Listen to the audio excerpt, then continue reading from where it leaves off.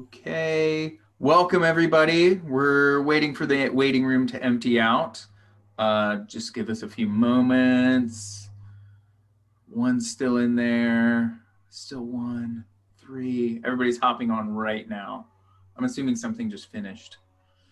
And everybody's switching rooms as quickly as possible.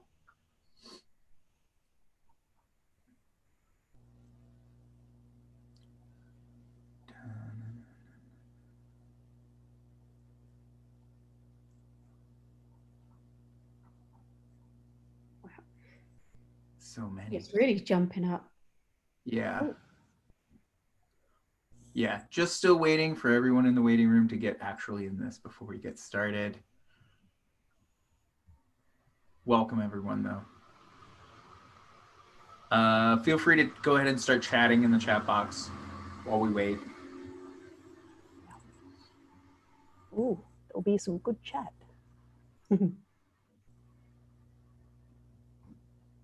Okay.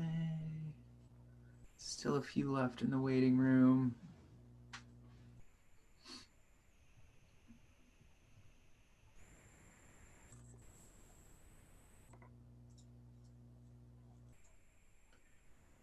Few more.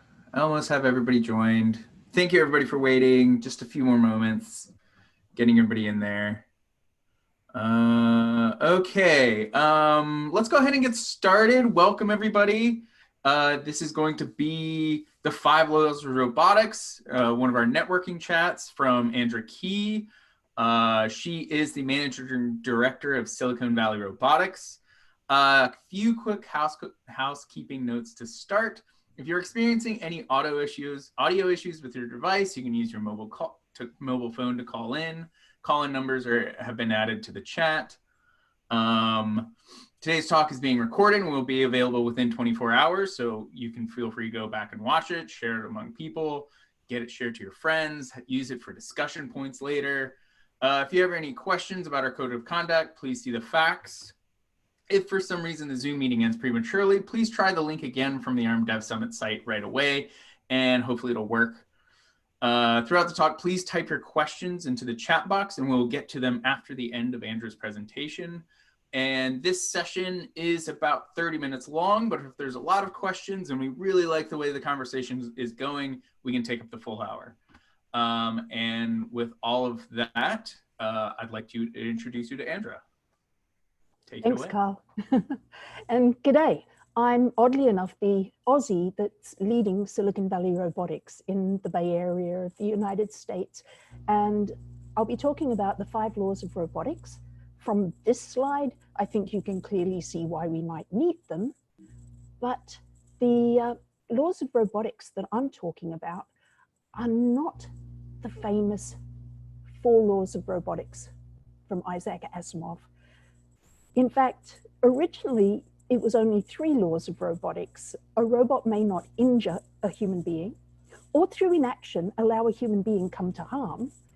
A robot must obey the orders given to it by human beings, except where such orders conflict with the first law. And a robot must protect its own existence, as long as such protection does not conflict with the first or second laws. Now, the 4th law is actually called the 0th law because it gets put ahead of the first 3. And it says a robot may not harm humanity or by inaction allow humanity to come to harm. That is a very tall order. Now, I am actually a huge fan of Isaac Asimov. He was a prolific scientist. He was a professor of biochemistry and an incredible writer. He published more than 500 books and approximately 90,000 letters over his lifetime. And he wrote both non-fiction and fiction. And he covered topics from physics, astronomy, math, history, and literary criticism. But it's his science fiction that most people remember. Honda even named their robot Asimov after Isaac Asimov. Now, one of the best ways to appreciate his incredible intelligence is to have a look at his predictions from the World's Fair in 1964 as to what the future 50 years on in 2014 was going to look like. Now, I think he was incredibly accurate in many of his predictions, particularly regarding what technologies we would have. And the problem really comes in his predictions about how society would adopt the technologies, how humans would behave, and how rapidly the technologies would roll out and for what use cases. So he was top marks for science, but maybe a kind of C- for the history or sociology side of things, which is kind of a shame. But I always felt that his writing in the Robot series was meant ironically, that it was a bit of a satire. Now, it turns out I have studied Asimov, and he really believed that those laws would be actionable, that we could put them into use. I think it's kind of ironic that Asimov actually said that, properly read, the Bible is the most potent force for atheism ever conceived, because I think that my interest in rewriting the laws of robotics stemmed from reading Asimov's stories about how badly they were going to fail. Now, it's hard enough for a person to obey those laws of robotics. In fact, I doubt that any of us could. But the idea that robots are replicas of humans is definitely not true. And the idea that we could create a kind of monolithic program that robots could interpret really stems from the period that Asimov wrote, when symbolic logic was at its, some would argue, at its height. And that's a very different matter to the robots of today that are using deep learning for navigation. And that's really the antithesis of a symbolic logic approach. So today's robots are very, very different. But there are deep problems with both pathways to robot intelligence, and any assumption that a robot is going to be smart enough to adopt an ethical answer to our very messy, complex, dynamic world, well, I think we need to focus on laws for humans, not laws for robots. Now, since 2010, a new sort of robot's become much more widespread in the world. It's a smarter robot with lots of sensors and vast onboard computation abilities, trained with deep learning on massive data sets. It's a robot that is capable of navigating the world in a much safer manner. A delivery robot, a self-driving car, or a collaborative robot arm, these are all forms of this new Robotics 2.0. These robots have unlocked the factory doors and are rolling out in a wide range of jobs. E-commerce is driving a lot of this robotics growth, but it goes beyond retail. It's in logistics, in warehouses. It's also in agriculture, in healthcare, in space exploration, transportation, you name it. Robots are starting to infiltrate every single area. And investment in robotics and AI has skyrocketed. According to CB Insights, approximately 80 billion has been invested in AI and robot startups across the world in more than 5,000 deals just in the last 5 years, with a high in 2018 at least, and it's probably higher than that now, of 26.6 billion in 1 year. Now, this is reflected not just with an increase in the mention of robotics in quarterly earnings call, but also with an increase in the mention of ethics of AI in quarterly earnings calls. And, you know, some of you might say immediately, but Andra, that's AI. You're talking about robots.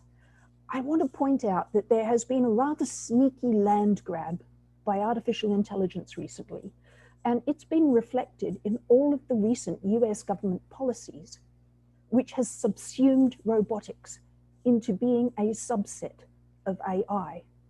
Now, this is a little problematic because many of these calls for participation in setting national policies read policies on AI, and nobody in robotics got the memo. So we're having involvement in policy making that has excluded people in the robotics arena. And I think that that is going to cause us significant issues. So right now, I just recommend that you say AI and robotics, and think of robotics as well. Or if you think about robotics, well, I think we've assumed that we're talking about AI as well, because robotics is really the embodiment of AI. These two technologies do go hand in hand together. And if we're talking about the ethics of one, we really should be talking about the ethics of both at the same time. And certainly there are some issues. Well, certainly you can see here from this analysis of, I believe, 59,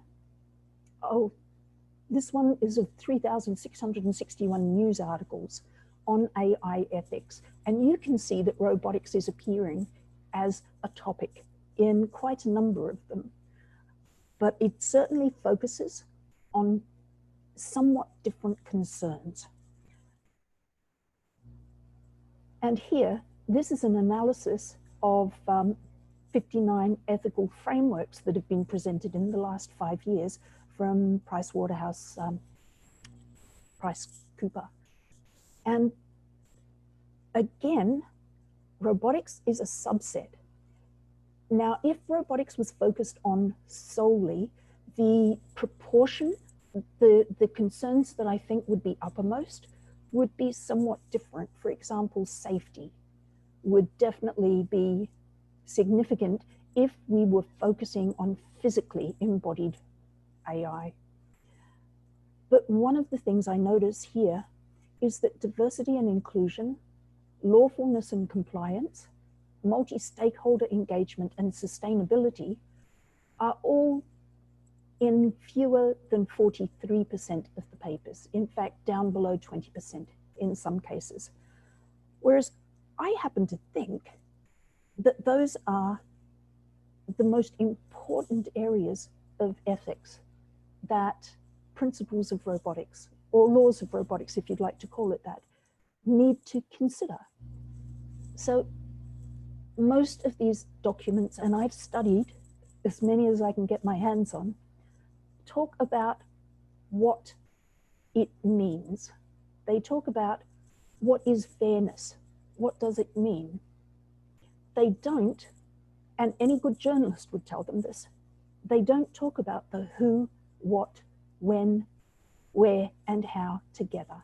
And it's the who, when, where, and how that I want to bring to the forefront in our discussions about laws of robotics, because I think we need to make sure that we're creating actionable policies. We need to be able to walk the walk and not just talk. So I focus now on, and I'm going to put myself out there and include this in everything that I say from here on, that we're going to include who is responsible, who's making the rules, whether they're fair, inclusive, actionable, or sustainable. Back in the 1600s, Pascal said, law without force is impotent. Now, he continued and said that force without law is tyranny, and unable to make what is just strong, we have made what is strong just. Now, I don't know whether I'm trying to make the strong just or the just strong at the moment, but we need to look at both sides of this coin. And I do think that there are many options that we have for introducing actionable ethics into the process. Now, the first law of robotics is no killer robots. That would seem to be kind of obvious, but the reality is this is a topic of great development in military circles. And the positive note there is that in the military, there is a great focus on ethics and understanding the ethics of the use of weapons. There is also a lot of, you might say, spin-out benefits. 60% of DARPA research into, I guess, militarized robots has ended up in healthcare. directly benefiting the world. But this idea says that robots should always be a multi-use technology. They should not be a single-purpose technology that has no use other than being used as a weapon. In the interest of national security, some people will agree with this, some people won't, but I will say that at least there are very comprehensive ethics documents coming out of the military. But recently, there has been a campaign to ban killer robots across the world, and the UN Secretary General called on states to ban these weapons that are politically unacceptable and morally revolting. He didn't have much success with this because the largest military powers have refused to sign, or in the instance of China, have signed this, but reserved the right to conduct research. So everybody is still working on research into autonomous killing robots. And we don't really have them yet.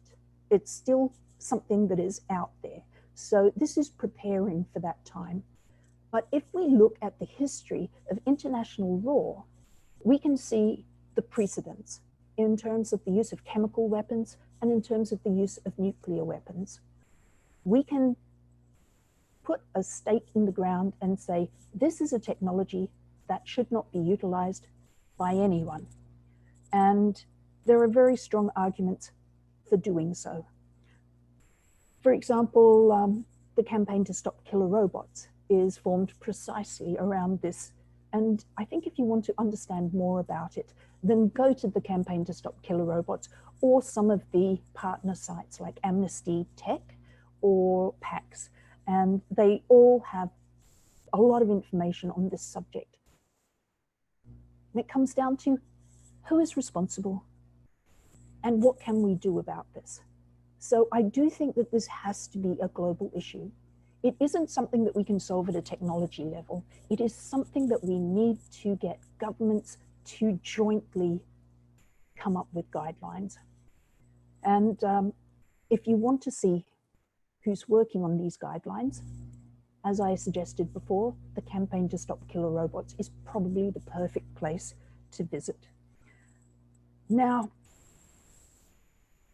sometimes the discussion of ethical robots just gets stopped at that point. And for me, that is, I hate to say it, but it's the least interesting. It's perhaps the most obvious issue. But as we move down Maslow's hierarchy of needs, I think there are more and more interesting and potentially subversive ways that robots could cause problems in our world. And I think it's important that we focus on these other laws of robotics. The second law of robotics is robots should obey the law. Now, you would think that's quite obvious, but that's not something that comes up when I have discussions with robotics startups. Not at all. And that may not be intentional. The reality is there are a vast number of laws out there. And when you're creating a completely new technology to be doing completely new things in a new way, how that is going to intersect with a very messy patchwork of laws is pretty difficult to ascertain. But there are some laws that are definitely going to be breached by robots, simply by their very nature. Privacy, for example. Robots are rolling bundles of sensors.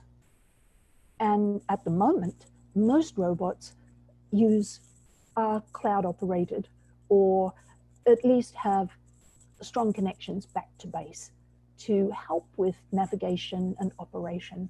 So they're effectively breaching privacy all the time. Now in Europe, that is a big deal. In the US, that's less of a big deal, as I've discovered. And each country has its own approach to this situation. Now, robots do need sensors to operate. So I do think that this actually gives startups an opportunity to occupy an innovation space in coming up with solutions. For example, automatic blurring of license plate numbers or faces when that data is being collected. That is just one of the, I think, simplest ways that you can see an answer for this problem. But before you think that self-driving cars out on the streets are the primary problems, the most robots in the world are the humble robot vacuum cleaners. And they're in, well, 25% of all vacuum cleaner sales are robot vacuum cleaners. It's a major category. In fact, that figure's a couple of years old now. So I wouldn't mind betting that it's more like 27, 28% now. Now, if you own one of the original Roombas, congratulations. Those are really dumb. They don't map, they don't record. The sensors that they use are very, very rudimentary. They are modeled on subsumption architecture that Rodney Brooks is famous for. They behave like insects. They bump into things and change course. However, today's robot vacuum cleaners have added sensors. They've added LiDAR. They've added a lot of other things, potentially including internet connections. And they are just one of the smart devices that we're all starting to let into our homes.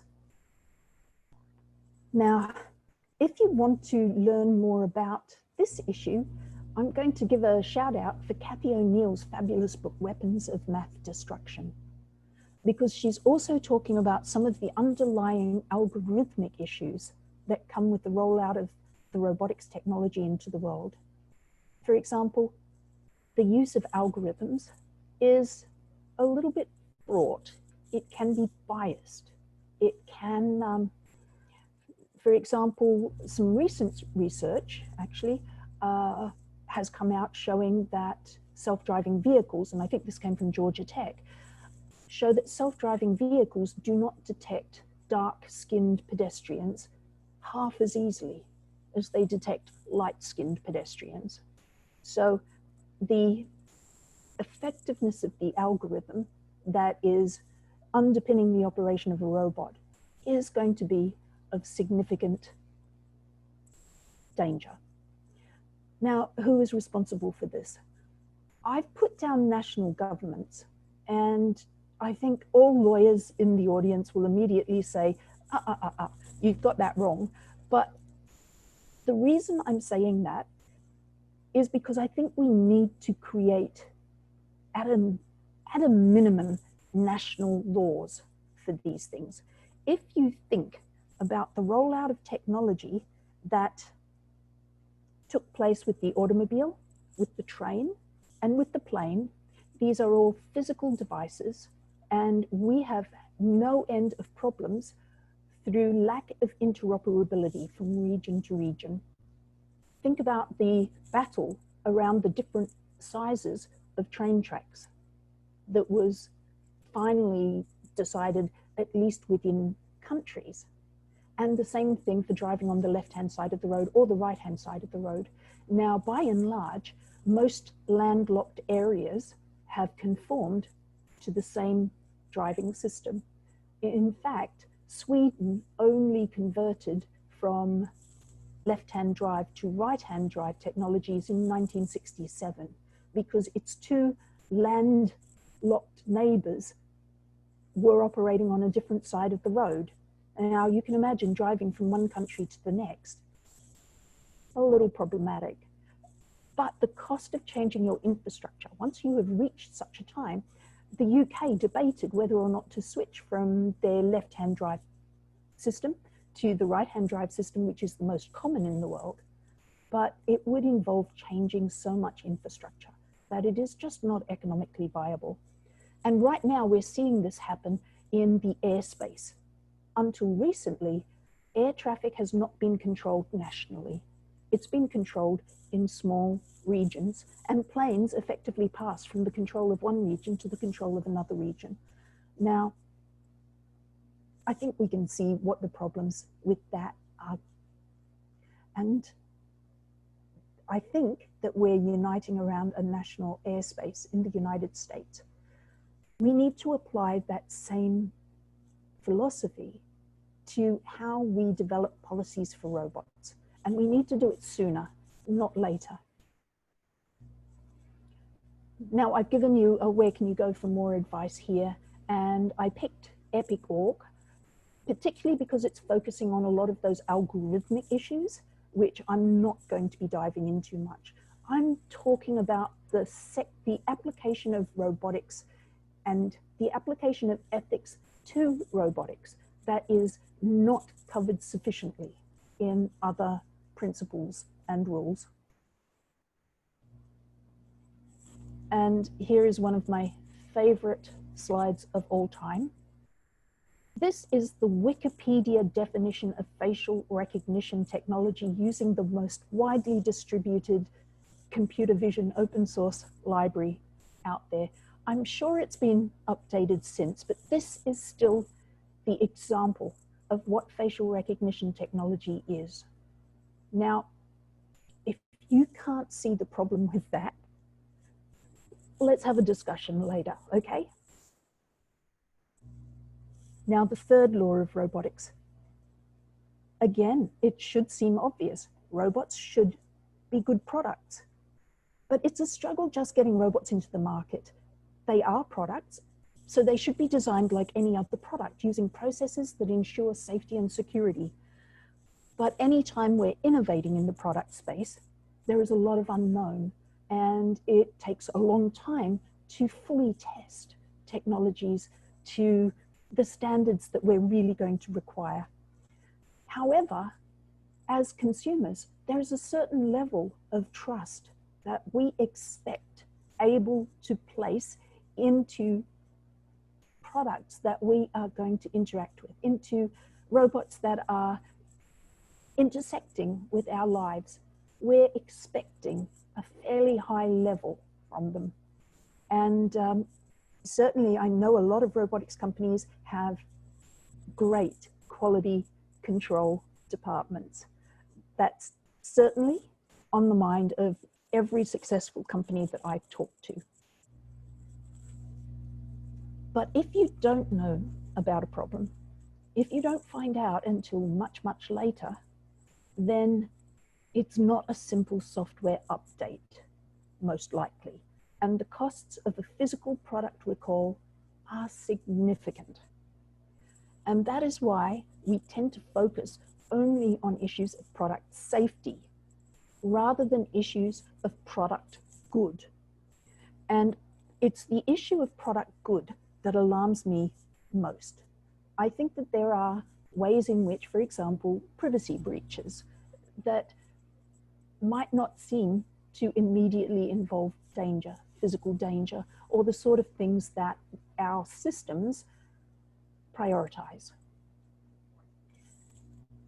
How do we prepare to do massive product recalls of physical products?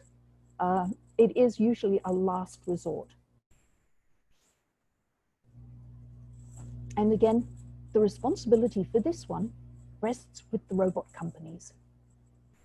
But alongside robot companies, then I think consumers, consumer protection agencies, and insurance companies, and investors, they can all play quite an active role in bringing the best robots into society.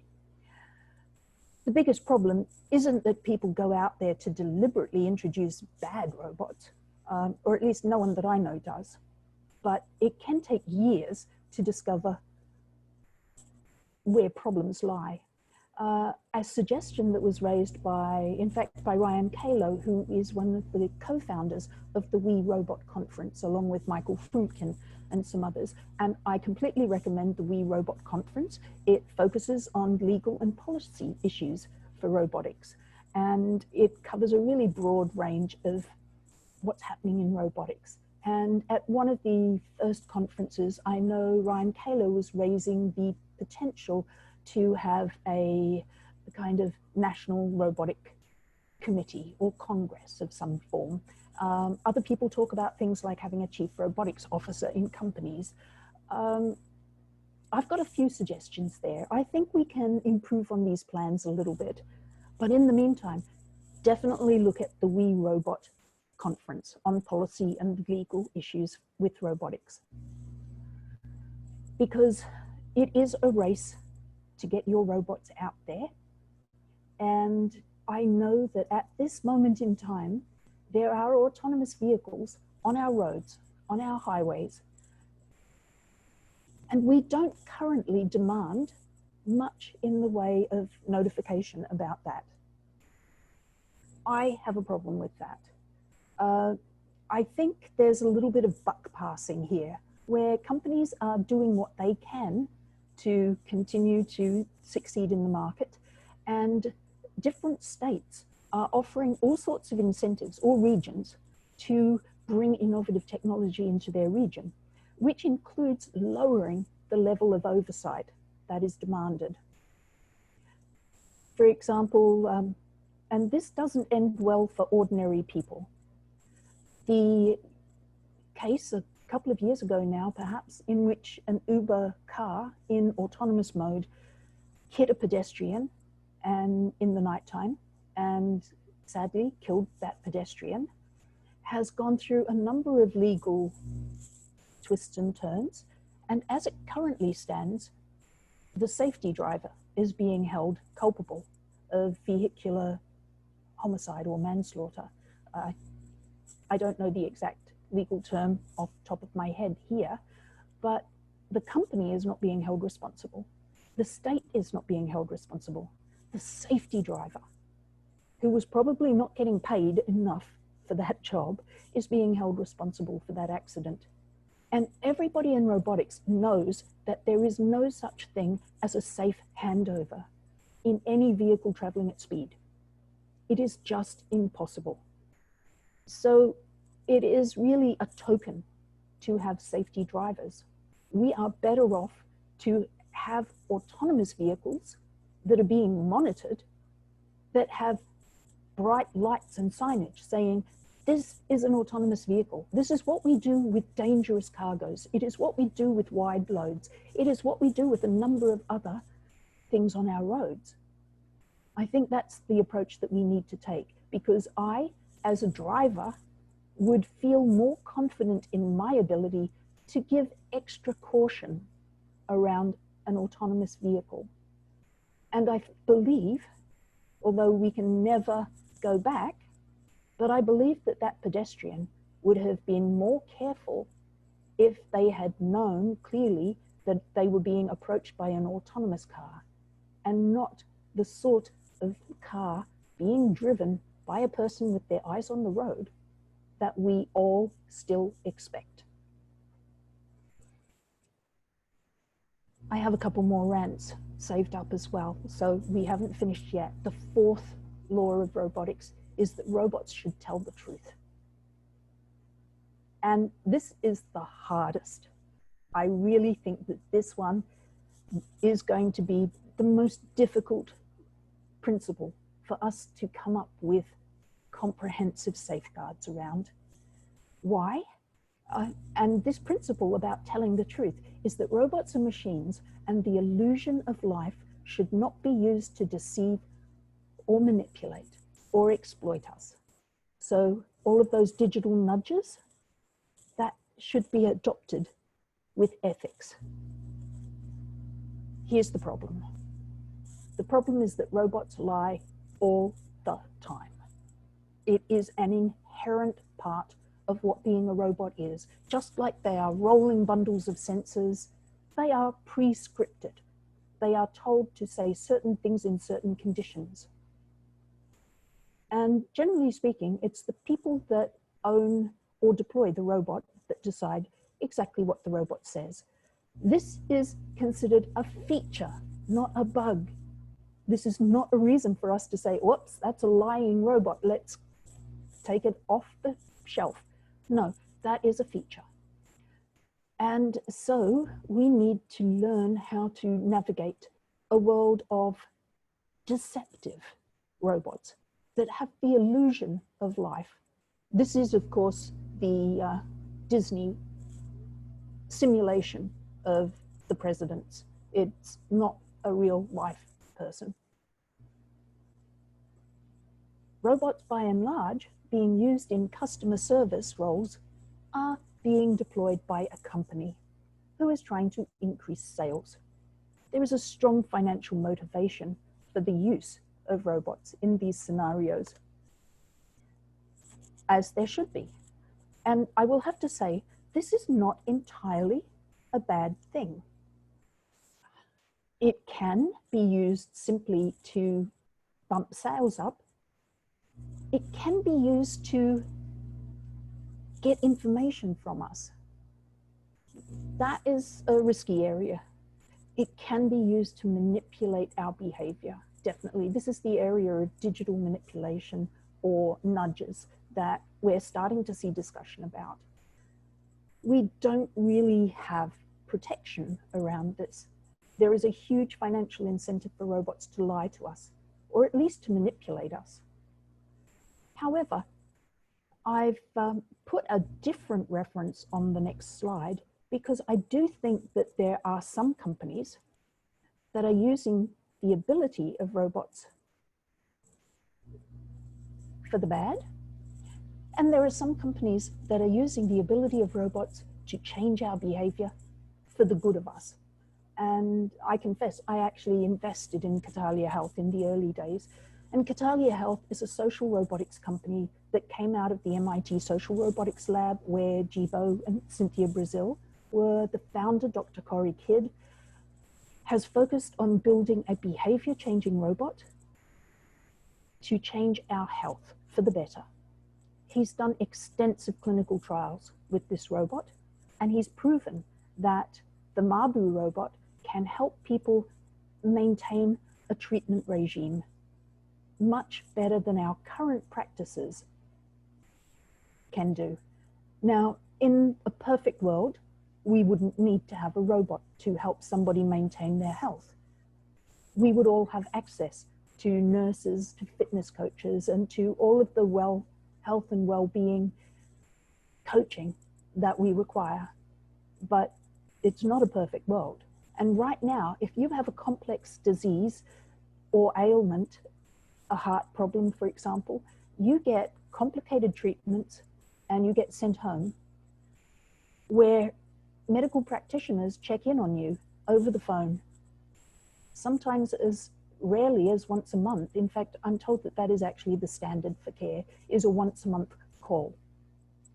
We can certainly do better than that with a robot. And Catalia Health is showing incredible results improving people's health with a robot that doesn't ask you private questions except about your health, that doesn't talk to you about your sports teams and what's on television. It doesn't try to be your best friend in any other fashion aside from your health. And it's monitored by medical professionals. Now, this might seem a bit extreme, but it's really laying down some great guidelines for how we can use the properties of robots to influence us, to be influencers, and we can use that for the good. Otherwise, if we don't focus on building robots that are solving big problems in the world, we are simply creating robots that are improving sales by a factor. And I think that we can do so much more that is of interest with these smart technologies that we have at hand. That is a real figure, by the way, based on the San Jose airport trials with the SoftBank Pepper robot, 17% sales increase at the Pyramid Tap Room. I haven't got any more recent figures about what is the success rate of having robots in the supply chain, as it were.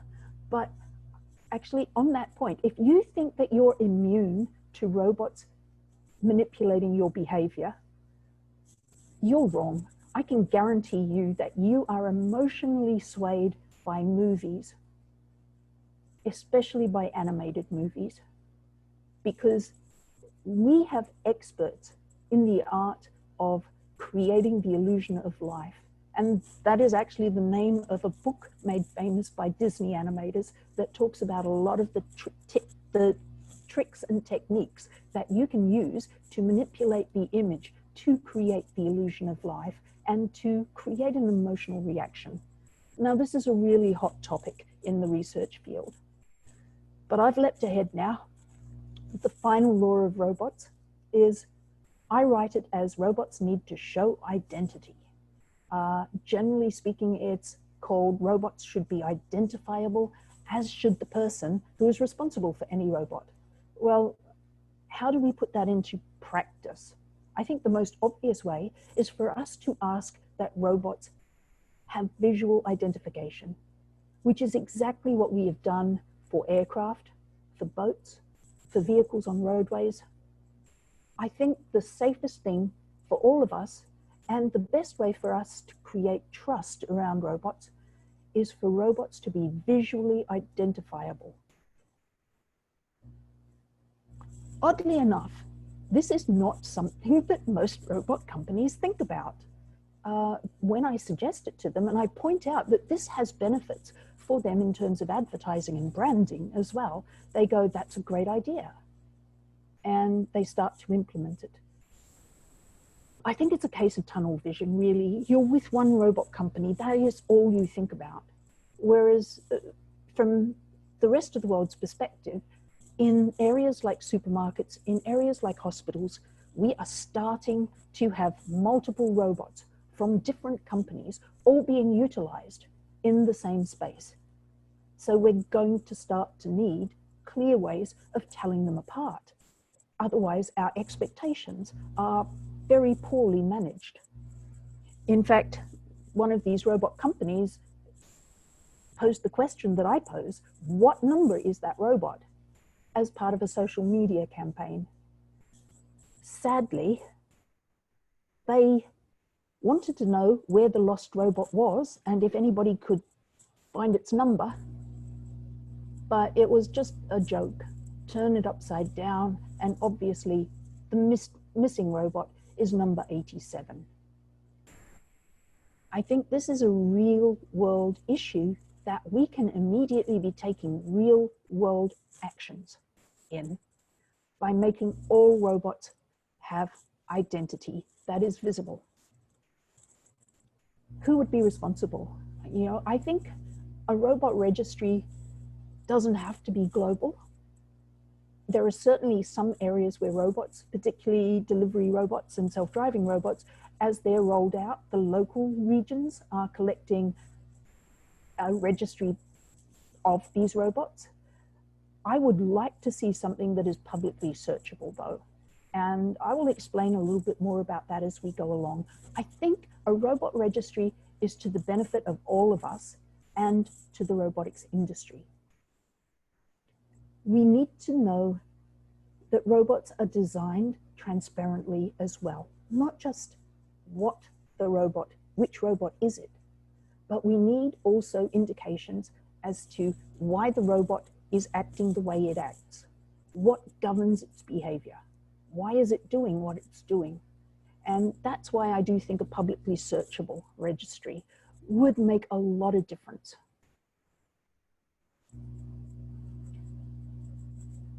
There is information about these 5 principles of robotics on the website that I've put there. I shamelessly borrow these 5 principles from EPSRC. They are the best principles for robotics that I've read in all of the studying that I have done on this subject. It's EPSRC stands for, I think, the Engineering and Physical Sciences Research Council of the UK. But since 2010, they've been holding work groups around the issues of the ethics of robotics. And those working parties have included world experts in this subject, Dr. Alan Winfield, Dr. Joanna Bryson, and they've been truly multidisciplinary in stakeholders. And I think that's one of the reasons why they've come up with the most pragmatic principles. And some groups that I've been involved with, we've come up with hundreds of pages. that's not really readable, let alone actionable. I think it's very important that we reduce the principles that we're talking about to a number that we can remember, in the same way that we can remember Asimov's 3 or 4 laws of robotics. We need to have the 5 laws of robotics that are then implemented in a range of different ways depending on the jurisdiction. You know, it is a complex and messy world, and I think it's important that local jurisdictions have control over how a lot of this is done, but working on an understanding of the common principles that we're trying to bring into being at this point in time. And if I've given you nothing but the problems, I've tried not to. I've tried to introduce who's responsible and what are some of the things, where can we go to learn more about this? And what are some of the things that we can be doing about this? Now I'm going to finish with, I suppose, 5 possible actions that we could be taking, 5 positive steps that we can be taking. And the first one, I've just been talking about it, is a robot registry, not just for drones, but for all robots outside of the home, or all robots that are having potential encounters with the public. So for example, your lawn mowing robot or your security drone might be pretty close to a sidewalk or to people traveling, and indeed anything that goes into the air, you've got a lot of other factors to worry about as well in terms of airspace. So we should look at the idea of a robot registry. We should also, step 2, is we should look at algorithmic transparency. Now, I'm pretty interested in this recent idea of model cards, which has come out just since 2019 from Google researchers. And they've come up with a schema that allows you to benchmark an algorithm and to explain it in terms that a policymaker or a non-computer programmer or a non-expert could understand. And it can talk about also what are the known issues or dangers. What can this algorithm do well, but where are the weak areas for it? And I think to have something like these model cards as part of the process of robot registration would be very, very good, albeit difficult. The notion of model cards has only just come out into the research world, and I certainly know companies would feel that this would be a huge burden on them, but historically speaking, we demand that products that are in our lives come with assurances. And we have a lot of mechanisms, benchmark ticks, safety councils, standards, that all relate to being able to say we meet certain standards. And even though, sadly, the process of developing standards is slow, because you have to wait for a technology to kind of solidify as moving in a particular direction before you can really introduce standards. And here is another step that can bridge that gap. While we're waiting for standards to be formed, we could look at independent ethical review. And this is being currently debated, actually, right this very morning in Montreal AI debate. But I'm here, hopefully, sharing this with, I'm looking forward to questions on this. But I think the idea of an independent ethical review has been thoroughly tested out in the fields of bioethics and medicine.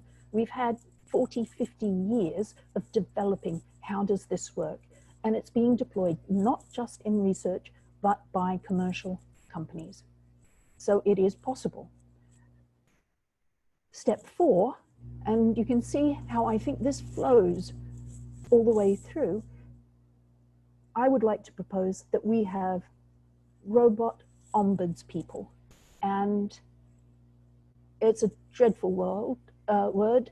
It means really arbitrators or referees, or we could call them owls actually, because it's really taking after Athena's owl of wisdom. Hears, sees, and can convey to Athena what's going on in the world. I think to have robot ombuds people who can hear people's concerns about robots and particularly channel the information from communities that are underrepresented at the table in the development of robots and AI. And it is critically important that we include all stakeholders in the development of our future technologies. And this is one way to contribute to both the development of standards and policies and to the area of independent ethics reviews. Finally, there is a carrot to go along with the sticks.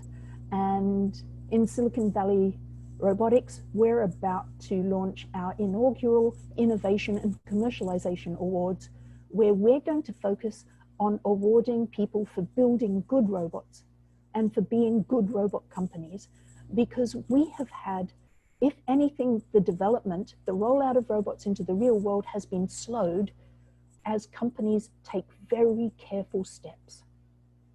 And I would like to celebrate those efforts, those companies that have done clinical trials, that have done a lot of in-person, hands-on workshops, that have followed all of the guidelines for deploying not just a safe robot, but a useful robot that people like to have in their lives, that is doing good in the world.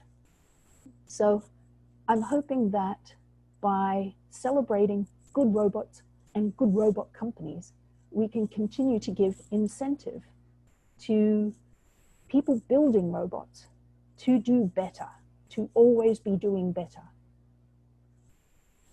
But the rest of the responsibility rests on us. We have much more power than we choose to use. As consumers, I have seen that the retail industry and the hospitality industry is terribly concerned about what I think. If we band together in other areas as well, then I think we can make our voices heard, if we choose to do so. And that is my final recommendation. Thank you, and I'm looking forward to questions. Thank you so much, Andra. Yeah, we only have a few minutes left for questions, so feel free to throw them in the chat and we will get to them. Let's see, the first one I see is from Hossein. In your view, who should set up rules for more intelligent robots in the future? Should we insist to take control, or we can gradually trust and leave it to the AI system to decide and set up their own rules by themselves? Any borderlines? I would say, yeah, transparency in terms of like, when does the human control, and then top down versus bottom up rule making in terms of robotics. What are your recommendations? Well, my apologies to everybody for going so long. It is such a big topic, and I kept adding to my slides. But yes, we need to both be top up and bottom down appropriately. There are things that we need to introduce within the deployment itself. There are, I think for me, the biggest worry is what I talked about the handover state. It's actually worse for us to have humans and robots without clarity and sufficient time for there to be handover. We are actually better off having a separation between. Now, it doesn't mean humans shouldn't be in the loop. For example, in the case of moral decisions, humans should be in the loop, absolutely. But there will be certain cases where an action is going to be taken faster than a human is going to be able to respond to that. we can develop scenarios around that. I mean, there isn't a product that goes into an automobile that hasn't gone through a similar process of evaluation and testing. Okay. I've got another question for you, Andra, from Keay, saying, what about laws that are flawed and unethical? Is it still on the company to abide by them? Can you repeat that, please? Yeah, sure. So what about laws that are flawed and unethical? Is it still on the company to abide by them? Well, I would say this is a very pragmatic question. If not abiding by them means that you're going to be prosecuted or your robots are not going to be deployed, then you will have to abide by them. But I do think that there are many, many gray areas, in which case we as the robotics industry can come together to inform policymakers and to explain why that is a flawed law and to offer alternatives.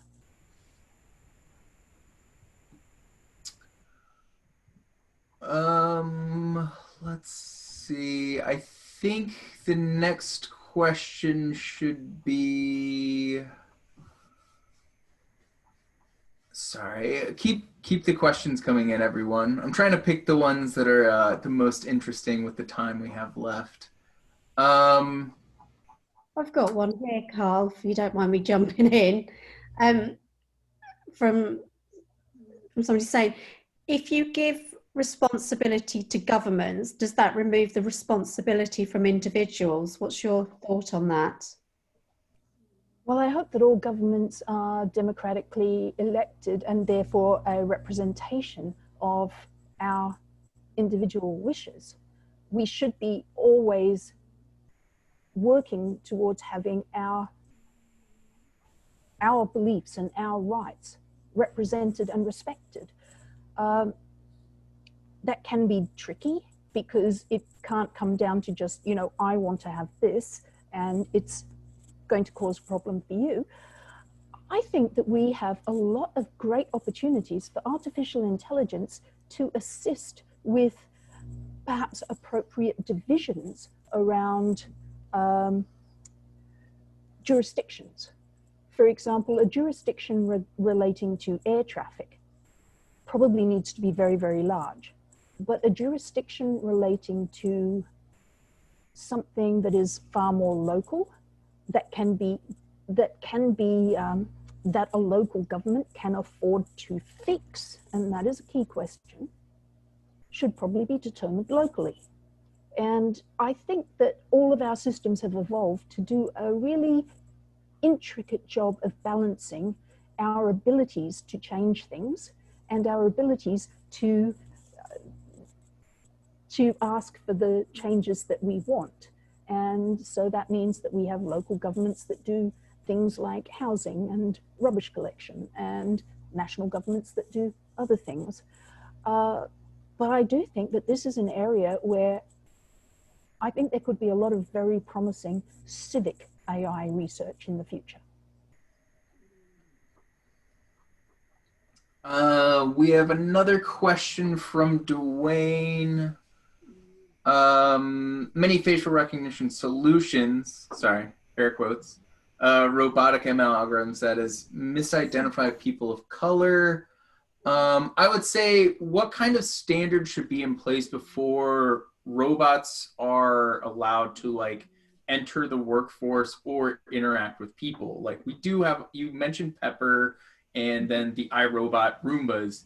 They're like, where do you see in terms of like this sliding scale in terms of level of interaction capability versus the task at hand? Can you talk about that a little bit and kind of this, there's a big spectrum between a robot vacuum and a self-driving car. Yeah, we have to balance the needs of all parties, and we need to look at where the harms are being done. I totally agree with you about facial recognition technology. I believe the technologies being used by Homeland Security have an 80% success rate. And of course, an 80% success rate means that 1 in 5 people is being wrongly identified and potentially wrongly targeted. Now, from a national security perspective, they would rather catch 4 people and have a wrong pick if we're looking at it that way. But from the perspective of that individual and the harm that is being done, and those groups of people that may be systematically representative, then we need to have people speaking out for those groups and for those individuals. So we need to look at finding better balances. And I did talk to the ideas of having independent ethical reviews as a way of bringing that to the forefront. That sounds great. That's a really good point to finish on, I think. We're out of time. Do you have any closing statements you want to say to everyone? And any things that like we should be looking for in the future or next steps for everyone who participated? Well, thank you all for your patience. I thought this was a half-hour presentation, and it is just so much material, but it is so important. We really are at a fulcrum point in history. And the beautiful thing about fulcrum points is that just a little bit on the lever can make all the difference. Right now, we're transitioning into smart robots in every aspect of our world, every aspect of our world. And this is very different to the dumb robots that we've had for the last 50 years. Absolutely, completely, categorically different. And because it's so new, we're really just unrolling these things now. And so you've seen this exponential ramp up in a discussion around ethics. It's already time to move from discussing ethics to putting things into place before we have vast physical rollouts of robots that, to mix the metaphor here, are driving on the wrong side of the road. And I think we can borrow from the history to see ways that we have managed the rollouts of absolutely innovative technologies. And I hope that this focus on practical actions that we can take really complements the principles of robotics that we started with. Perfect. Thank you so much. Again, everyone, Andra Keay from Silicon Valley Robotics, and thank you everyone for attending. Enjoy the rest of the Dev Summit. Thank you all.